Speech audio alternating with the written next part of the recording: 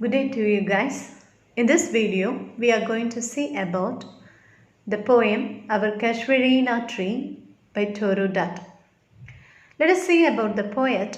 Toru Dutt was a Bengali poet from the Indian subcontinent who wrote in English and French. She was the third daughter of her family. The Dutt family was a family of distinguished intellectuals and poets. Toru Dutt, she was born in India. She was an Indian and she wrote in both English and French language. ஆங்கிலம் French ரெண்டு மொழிகள்லையும் அவங்க கவிதைகள் எழுதுகிறாங்க ஒரு poet. She was the third daughter of her family. அவங்க கூட பிறந்தவங்க ரெண்டு பேர், an elder brother named Abju and an elder sister named Aru. Both of them died at a very early age. Her sister died at the age of 20 and her brother died at the age of 14. So she missed her siblings a lot. Even she died at the age of 21. Though she lived for a very short life, she contributed a lot to the world of literature. Toru Dutt ஒரு தன்னுடைய 21 வயதிலேயே இறந்து போயிடுறாங்க. இள வயதில் இறந்து போனாலும் அவங்க இலக்கிய உலகத்திற்கு தன் வாழ்நாளுக்கு அதிகமான அளவுக்கே கான்ட்ரிபியூட் பண்ணியிருக்காங்க. Regarding her family, her father Govind Chandra Dutt and her mother Chhatramoni Dutt. All of them are intellectuals. Even her grandfather and her father worked under the British government. Her cousin also worked as a civil servant in the British Indian government. So எல்லாருமே ஒரு அரசாங்க ஊழியத்துக்கு செய்கிற அளவுக்கு நல்ல படித்த அறிஞர்களாக இருக்காங்க. இதனால் இவங்களுக்கு என்ன கிடைக்கிது அப்படின்னா, she had the privilege of being taught by excellent teachers. நல்ல அறிவு சார்ந்த ஆசிரியர்களை நியமிக்கிற அளவிற்கு இவங்க குடும்பம் இவங்களுக்கு நல்ல ஃபெசிலிட்டி, ஒரு ப்ரிவிலேஜை கொடுக்குது. Toru, with all her exposure to and involvement in Western life and culture, loved the land of her birth and remained thoroughly Indian in her consciousness and sensibility. என்னதான் அவங்க வெளிநாட்டில் போய் தங்கி வாழ்ந்தாலுமே அவங்களுடைய எண்ணங்கள் தன் தாய்நாட்டை சுற்றி இருந்துகிட்டே இருக்கு. She had that feeling always. Besides her well-known collection of poems with the title Ancient Ballads and Legends of Hindustan, she has to her credit a volume of poems in French titled Sheaf Gleaned in French Fields. So besides her well-known collection, அவங்களுக்கு தன் தாய்நாட்டை பற்றின எண்ணங்கள் அதிகமாக இருந்ததுனால she learned Sanskrit at her early age. தன்னுடைய சிறு வயதில் சான்ஸ்கிரிட் கற்றுக்குறாங்க. So whatever she heard as mythology of the Indian culture, இந்திய கலாச்சாரத்தில் இருக்கிற அத்தனை மரபு சார்ந்த கதைகளையும் கவிதைகளாக தன்னுடைய எழுத்துக்களில் வடிக்கிறாங்க. Ancient Ballads and Legends of Hindustan. இது மட்டும் இல்லாமல் Sheaf Gleaned in French Fields. These are the French poems that are translated into English. இங்கிலீஷில் translate பண்ண collection of French poems name அது. இந்த poemஸில் out of 8 were written by her elder sister Aru. இந்த போயத்தில் 8 poem அவங்க sister அரு translate பண்ணது. The remaining were translated by her. It earned her a very good name in the literary world. இது மற்ற கவிஞர்களிடத்தில் இவங்களுக்கு ஒரு நல்ல பேரை பெற்று தருது. Our Casuarina Tree, the most well-known of Toru's poems, was included in her miscellaneous poems. இதில் நம்ம இப்போ படிக்க போகிற இந்த அவர் கசுரினா ட்ரீ அவங்களுடைய போயம் கலெக்ஷன் மிஸ்செலேனியஸ் போம்ஸில் இருக்குது. Before learning about the poem, let us ask ourselves few questions. இந்த போயத்தை பற்றி படிக்கிறதுக்கு முன்னாடி சில கேள்விகளை நாமே கேட்டுக்குவோமே. What are memories to us? What is the role of memory in our life?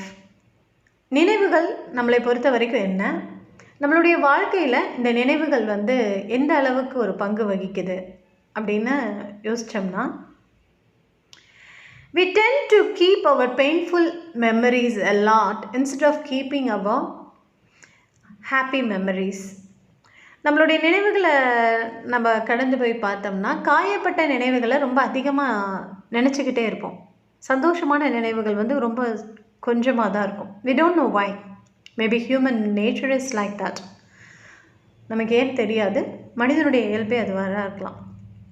All those painful memories and painful situations are etched in our heart that we could never ever forget it. சில காயங்களும் அந்த காயத்தை ஏற்படுத்தின சூழ்நிலைகளும் நம்ம மனசில் அப்படியே பதிஞ்சு போயிருக்கோம், ஏன்னே தெரியாது. ஸோ அந்த மாதிரி ஒரு காயங்கள் மிகுந்த நினைவுகள் தான் இந்த poem.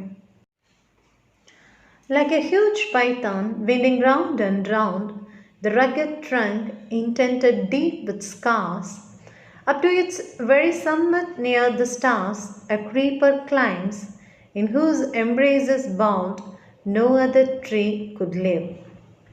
So like a huge python winding round and round, the rugged trunk indented deep with scars, up to its very summit near the stars. அந்த மரம் ரொம்ப உயர்ந்து நல்லா up to its very summit near the stars, நட்சத்திரங்களோட அளவுக்கு உயர்ந்த மரத்தில் ஒரு Python, ஒரு பாம்பு சுற்றி இருக்கும் இல்லையா, விண்டிங் ரவுண்ட் அண்ட் ரவுண்ட், அது மாதிரி ஒரு க்ரீப்பர் அந்த மரத்தை சுற்றியும் இருக்குது. அந்த மரத்துடைய ட்ரங்க் போயட் எப்படி டிஸ்கிரைப் பண்ணுறாங்க அப்படின்னா, rugged trunk. Rugged means uneven, that is rocky, something not so smooth and broken, உடைந்து போன அந்த மரப்பட்டைகள் எல்லாம் உடைந்து போயிருக்குல்ல அந்த rugged ட்ரங்கில். Indented deep with scars. Indented means placed inwards, உள் செலுத்தப்பட்ட. ஸ்கார் அப்படின்னா வந்து தழும்புகள்.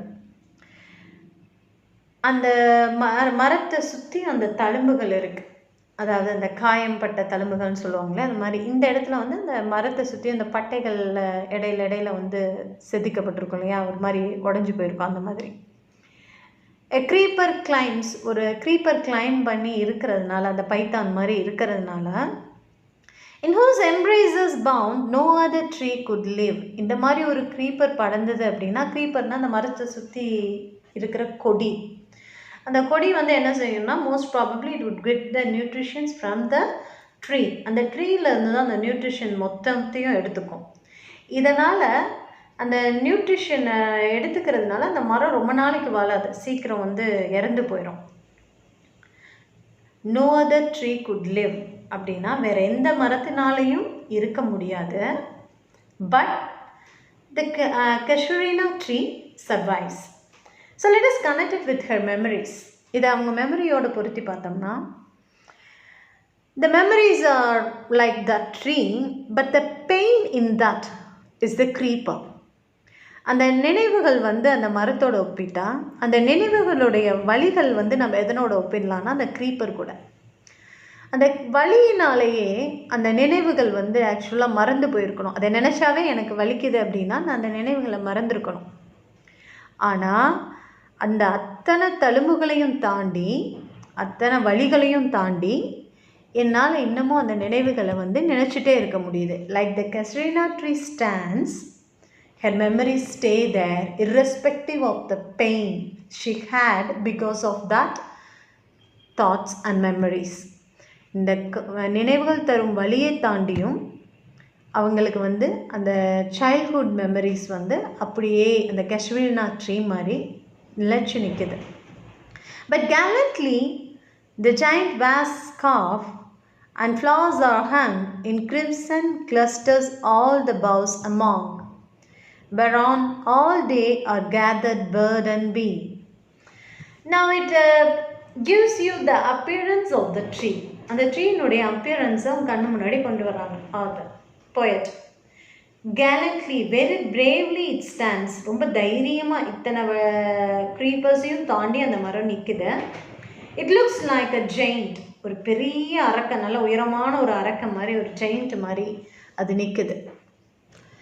The casuarina tree will have red color flowers. இந்த சவுக்கு மரத்தில் பார்த்தீங்கன்னா சிகப்பு கலரில் வந்து பூக்கள் மாதிரி ஒரு அப்பியரன்ஸ் இருக்கும். அதெல்லாம் சேர்ந்து அந்த இடத்துல எப்படின்னா அந்த ஜெயிண்ட் கழுத்தில் ஒரு ரெட் ஸ்கார்ஃபு மாதிரி அந்த ஃப்ளவர்ஸ் வந்து தெரியுது. Flowers are hung in crimson clusters. Crimson means bright red color. Clusters among the clusters means groups. நல்ல கொத்து கொத்தா வந்து அந்த பூக்கள் இருக்கிறது. All the boughs among அந்த கிளைகள் எல்லாத்துலேயும் இருக்கு. Where on all day or gathered bird and bee. எல்லா நாட்களும் அந்த ஒரு நாள் முழுக்க அங்கே வந்து பேர்ட்ஸும் பீஸும் வந்து தங்கிட்டே இருக்குமா அந்த மரத்தில். It means her days, அவங்களுடைய நாட்கள் முழுக்க அந்த மெமரிஸில் இருக்கிற மாதிரி. And often at nights the garden overflows with one sweet song that seems to have no close, sung darkling from our tree while men repose.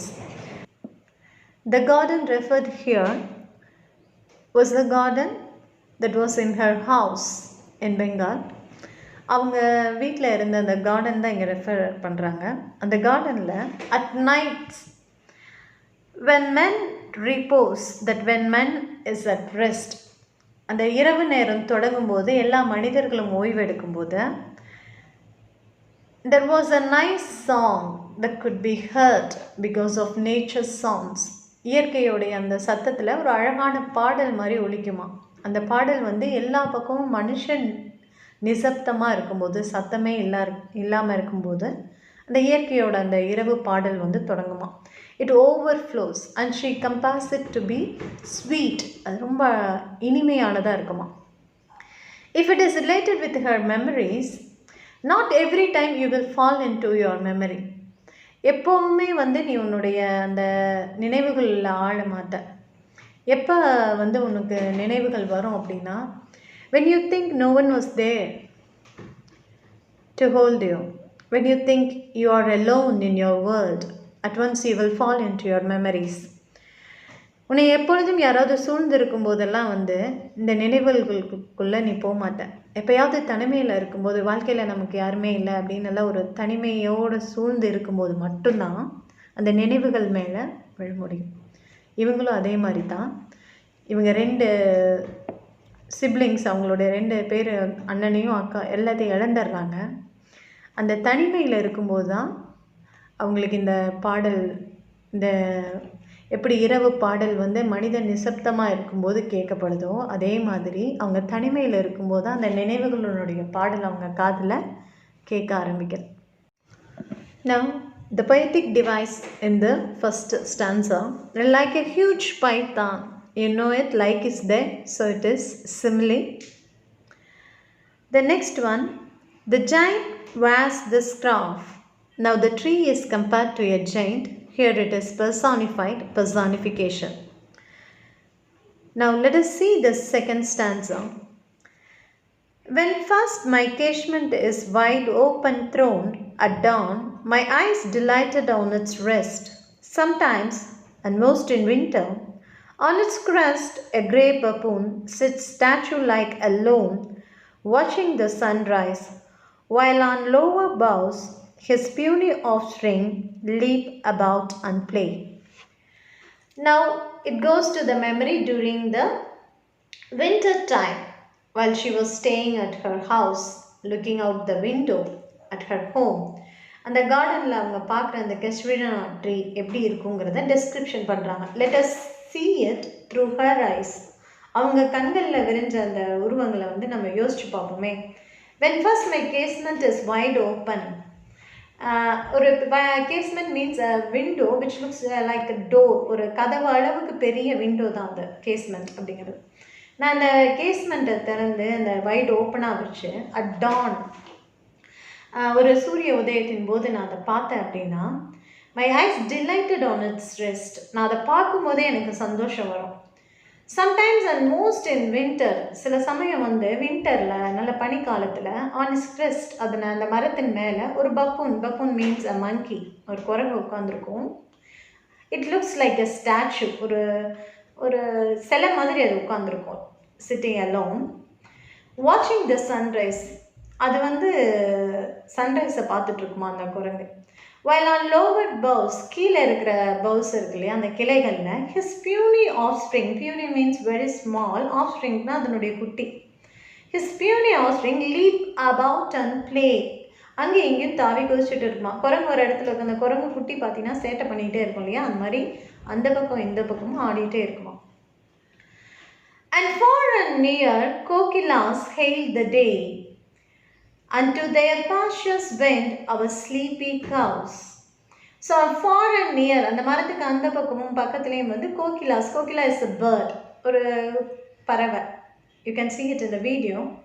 hailed the day, இந்த அந்த நாட்களை வந்து போயிட்டு அந்த பக்கம் இந்த பக்கம் அந்த பறவைகள் அந்த பக்கம் தங்கிட்டு இருக்குமா. unto their pastures went our sleepy cows, அந்த அங்கே அந்த மரத்தை சுற்றி இருக்கிற அந்த பாஸ்டர்ஸில் வந்து அந்த புல்வெளியில் வந்து வெண்ட் மீன்ஸ் வாக்கிங், ஸ்ட்ரோல், சும்மா அப்படியே அந்த பக்கம் நடந்து போகிற அந்த கவுஸ் எல்லாம் இருக்கு இல்லையா, பசுக்கள் வந்து அப்படியே பாஸ்டர்ஸ் புல் மேய்ஞ்சிட்ருக்குமா. And in the shadow on the broad tank cast by that hoar tree, so beautiful and vast, the water lilies spring like snow enmassed. So it's all like picturing the view. இது எல்லாமே வந்து அந்த அப்படியே உங்கள் கண் முன்னாடி நிறுத்துகிற ஒரு descriptions, imagery things. அந்த பாஸ்டர்ஸில் வந்து அந்த புல்வெளியில் வந்து அந்த பசுக்கள் மேயிறதுக்கப்புறம் ஒரு பாண்ட் இருக்கும், அந்த பாண்டில் வந்து on the broad tank cast, அந்த நிழல் விழுகுமா, அந்த மரத்தினுடைய நிழல். By that hoar tree means அந்த பனி மேலே விழுந்து இருக்கும் இல்லையா அந்த மரம், அது ஸோ பியூட்டிஃபுல் அண்ட் வாஸ்ட், நல்லா அழகாக வாஸ்ட், நல்லா பெருசாக இருக்குமா. அந்த பாண்டில் பார்த்தீங்கன்னா அந்த வாட்டர் லில்லி ஸ்ப்ரிங், அதாவது வந்து எல்லா பக்கமும் வந்து இந்த வாட்டர் லில்லிஸ்ன்னு சொல்லுவோம் இல்லையா, அந்த குளத்தில் பூக்கிற அந்த தாமரை பூக்கள் மாதிரி இருக்கும் இல்லையா, அதெல்லாம் ஸ்ப்ரிங் அங்கங்கே மலர்ந்து இருக்குமா. அதை பார்த்தா எப்படி இருக்குன்னா லைக் ஸ்னோ என்மாஸ்ட், வெள்ளைப்பூக்கள் எல்லாம் படர்ந்து இருந்துச்சுன்னா எல்லா பக்கமும் அப்படியே பார்த்தா பனி படர்ந்த மாதிரி இருக்கும் இல்லையா. என்மாஸ்னா கேதர்ட் இன் மாஸ், நல்லா பெருசாக மாஸாக இருக்கிறது. ஸோ அந்த வாட்டர் லில்லிஸ் அந்த பாண்டு மேலே இருக்கிறது எப்படின்னா ஃபுல்லும் பனி படர்ந்த ஒரு இடத்த பார்க்குற மாதிரி இருக்குமா. So now in the first two stanzas she describes the beauty of casuarina tree and the imagery of all her memories could be seen through her words. அவங்களுடைய வார்த்தைகளில் அவங்க நினைவுகளில் இருக்கிற அத்தனை பிக்சர்ஸையும் நம்மளால் பார்க்க முடியும் இந்த ஃபஸ்ட்டு டூ ஸ்டான்சஸில். Poetic device of the second stanza. A grey baboon sits statue like alone. So like is there, so let us put it as simile.